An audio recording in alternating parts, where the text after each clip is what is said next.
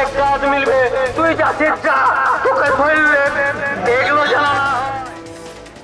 মালদার মোথাবাড়ি কাণ্ডের তদন্তে মোথাবাড়িতে পৌঁছলো এনআইএ টিম। শুক্রবার বিকেলে টিমের তদন্তকারী অফিসাররা প্রথমে মোথাবাড়ি থানায় পৌঁছান, এরপর থানা থেকে মোথাবাড়ি বিডিও অফিসে যান বলে খবর।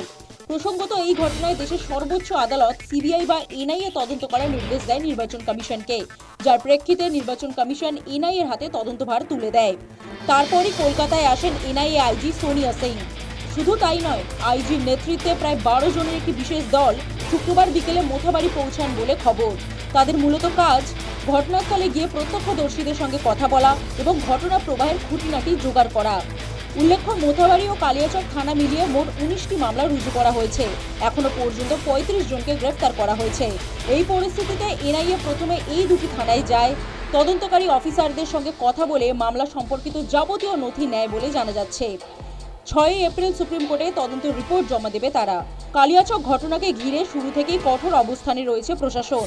একদিকে এনআইএর উচ্চপদস্থ আধিকারিকের সরাসরি তদারকি, অন্যদিকে পুলিশের হাতে গুরুত্বপূর্ণ অভিযুক্তের গ্রেফতার। সব মিলিয়ে তদন্ত ক্রমেই তীব্র হচ্ছে।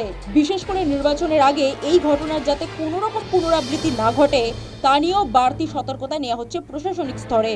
News time.